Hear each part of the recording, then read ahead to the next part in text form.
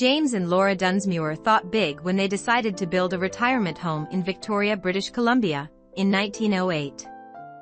It wouldn't be a typical family home. James envisioned a grand residence where his wife would entertain Victoria society while he could fish, hunt, and play the role of gentleman farmer. Inspired by medieval castles, Hatley Castle was designed to impress in every way. Hatley Castle wasn't the only castle in the Dunsmuir family. James's father, Robert Dunsmuir, purchased land in the Rockland area of Victoria in 1887 and began the construction of his magnificent home, Cigarros Castle. Positioned at the top of a hill and more immense than any other private home the city had ever seen, Cigarros was to be a dazzling show of Dunsmuir wealth. However, Robert died in 1889 without seeing the completion of the castle. The task of finishing the project fell to James and his younger brother Alex. When completed, Cigarros Castle would be home to their mother and unmarried sisters. James Dunsmuir purchased Hatley Park from Roland Stewart, a gentleman farmer, in 1907. Stewart co-owned the property with Charles Street Aubyn Pierce, who gave the property its name. Hatley was the name of St. Aubyn Pierce's ancestral home. In 1908, Dunsmuir hired influential British Columbia architect Samuel McClure to realize his baronial dream of a grand home overlooking a forested estate, hunting grounds, and working farm. Determined to avoid construction delays like at Cigarros Castle, James spared no expense at Hatley Park and hired over 100 builders, 25 detail carpenters and 60 stonemasons to ensure the job was completed quickly.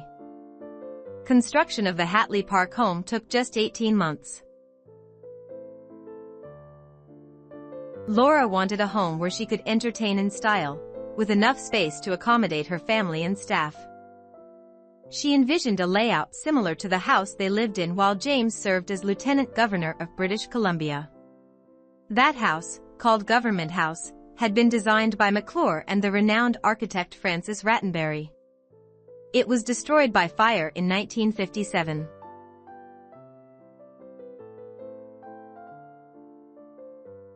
According to an apocryphal tale, it's been suggested James Dunsmuir said to McClure, "It doesn't matter what it costs, just build me what I want." McClure, who helped design Government House in Victoria, enthusiastically complied. The home at Hatley Park was the largest private residence on the west coast at the time. The Dunsmuirs moved in on May 1, 1910.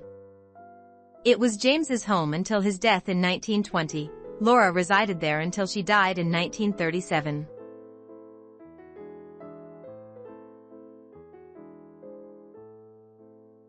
Making an impressive entrance.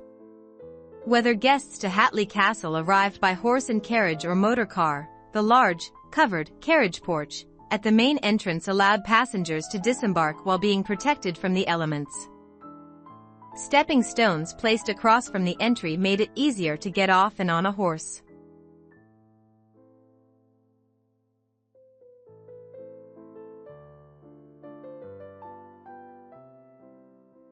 The double oak doors at the main entrance to Hatley Castle have brass door handles featuring Scottish rampant lions. Stone carvings above the door features James Dunsmuir's initials surrounded by Scottish thistles.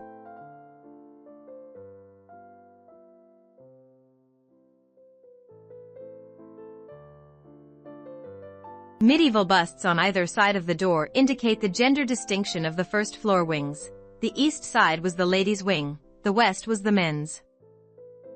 Don't miss the elegant little bronze doorbell figure of a whimsical seated angel, which has an Art Nouveau influence. The electric doorbell signaled more than visitors. It was a mark of wealth to have electricity throughout a building in 1910.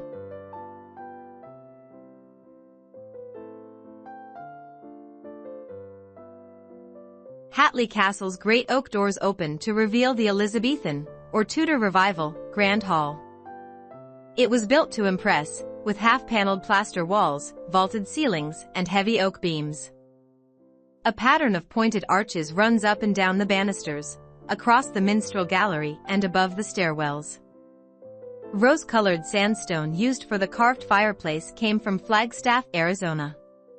It's one of 7 wood-burning fireplaces on the castle's first floor. Each was there purely for show. The home was kept warm with a steam-based central heating system.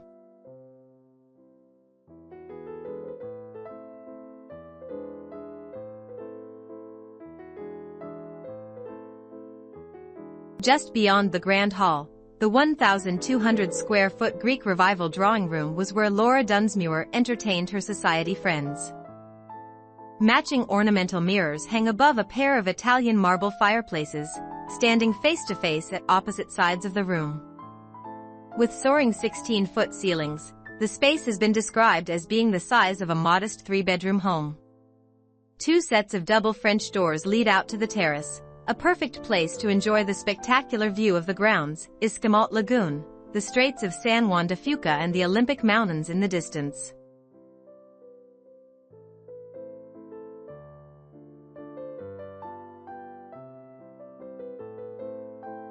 The main bedroom in the center of the house had a bedchamber of 480 square feet with a separate dressing room on the right-hand side and a boudoir on the left.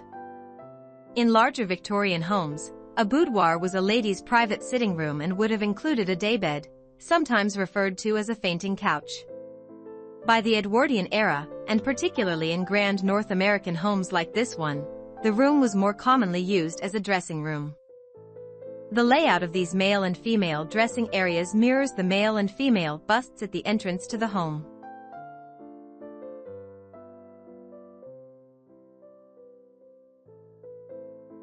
Only 6 of the Dunsmuir's 10 children were still living at home when the castle was completed in 1910. The 4 east wing bedrooms and one of the west wing rooms were the children's. All of them had decorative plaster ceilings and lovely views of the gardens and lagoon. Youngest daughter Dola, who was 7 when the family took up residence, had the bedroom nearest the nurse's room at the southeast corner of the 2nd floor. Pink rookwood pottery tiles surround the fireplace in her room. The 4 remaining west wing rooms were used as guest rooms and a dressing room.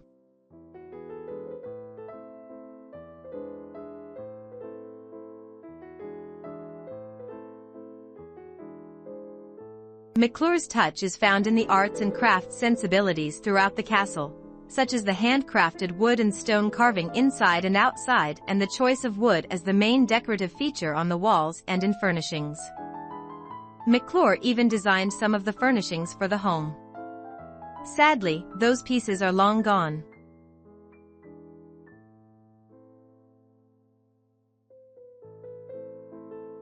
Following the arts and crafts style, the color palette in Hatley Castle is heavily influenced by the natural world, especially organic tones of brown and green. Blues and reds were also acceptable, provided they had a dusty or muted look. Also significant is the brighter, more open feel of the home compared with the dark stuffiness of the immediately preceding Victoria era. This is particularly clear in the drawing room, which was painted white with gilt relief details. The room was enhanced by soft green furnishings and plenty of plants and cut flowers.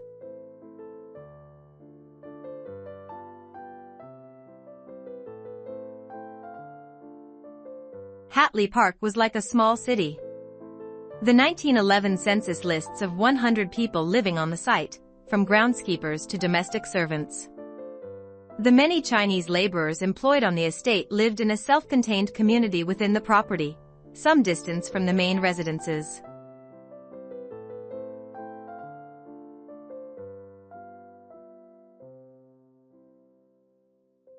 Some maids and staff lived in the castle, others nearby.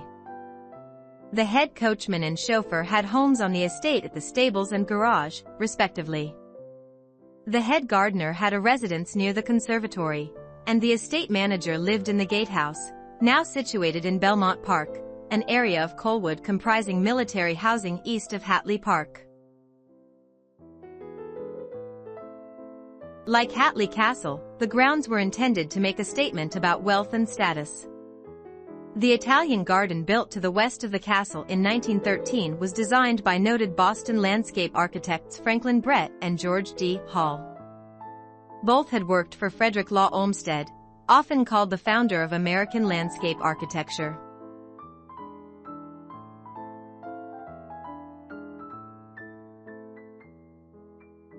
The lawn around the castle marks a transition from the wild old-growth forest on the property to the meticulously landscaped grounds.